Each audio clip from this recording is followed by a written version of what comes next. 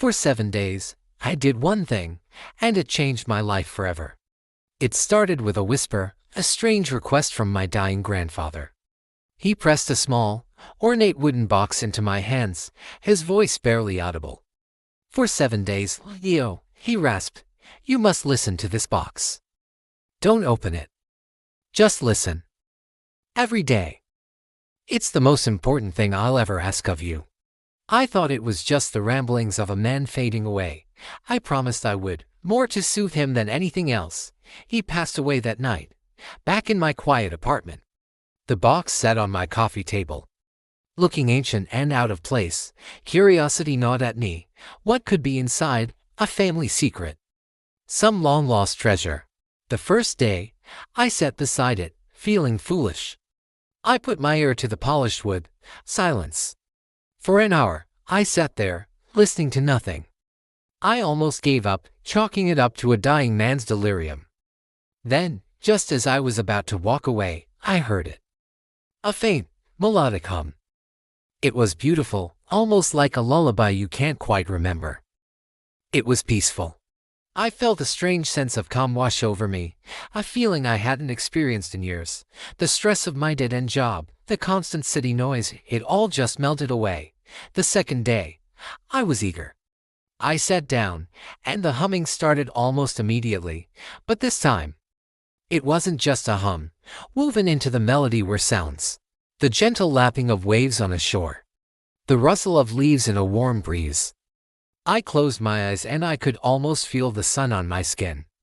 It was like a miniature vacation, a sonic escape locked inside this tiny box. That day at work, my boss yelled at me for a minor mistake.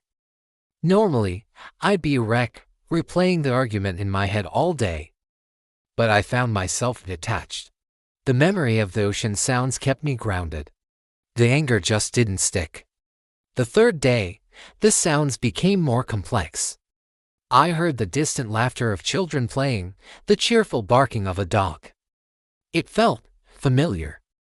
It sounded like happiness. That night, I called my sister, someone I hadn't spoken to in months after a stupid argument. I didn't even mention the fight. We just talked, like we used to. It felt good. By the fourth day, I was completely captivated. The sounds were now a full symphony of life. I heard a conversation between two people. Their voices filled with love and affection.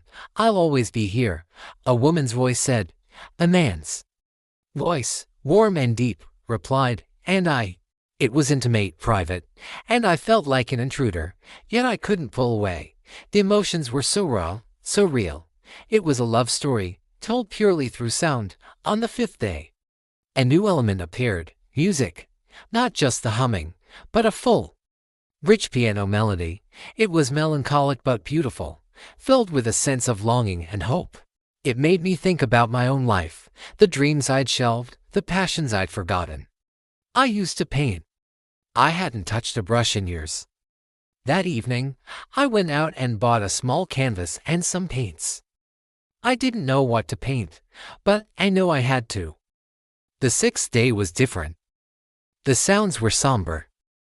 The gentle lapping of waves was replaced by the patter of rain against a window pane. The laughter was gone, replaced by a soft, muffled sob. The beautiful piano melody was there, but it was slower, each note heavy with grief. It was heartbreaking to listen to, but I couldn't stop. I felt a profound empathy for whoever was in that box, for their loss, for their pain. It was a shared sorrow, and weirdly, it made my own anxieties seem smaller, more manageable. I spent the entire night painting, pouring all the emotions from the box onto the canvas. It wasn't a masterpiece, but it was honest.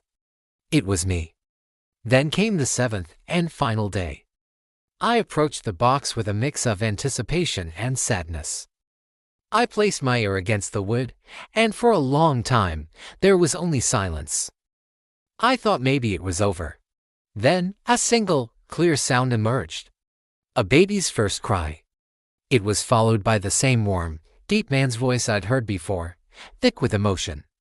"He's beautiful," he said. And then, a woman's voice, tired but full of love, the same voice from before. Our Leo, she whispered. My breath caught in my throat. Leo. That's my name. The box wasn't a random collection of sounds. It was a life. My grandfather's life. Day 1 was his peaceful infancy. Day 2, his childhood adventures by the sea. Day 3, the joy of a happy home. Day 4, falling in love with my grandmother. Day 5, his passion for music. Day 6, the profound grief of losing her. And Day 7, the birth of his son. My father. I sat there, stunned, tears streaming down my face. My grandfather didn't give me a box of sounds, he gave me his memories. He gave me his entire life story, distilled into its most potent emotional moments.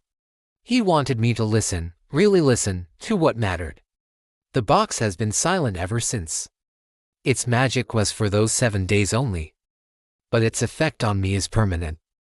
It wasn't about what was inside the box, it was about the act of listening. For 1 week, I shut out the noise of the world and focused on the sounds of a life well lived, the joys, the sorrows, the love, the loss. It taught me what truly matters. I quit my job the next week. I'm painting full-time now, and while I'm not getting rich, I'm happy. Genuinely happy. I talk to my family more. I listen more.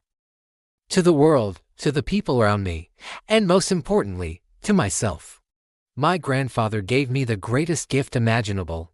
He taught me that your life isn't defined by your job or your worries. It's defined by the moments you truly listen. Thanks for watching.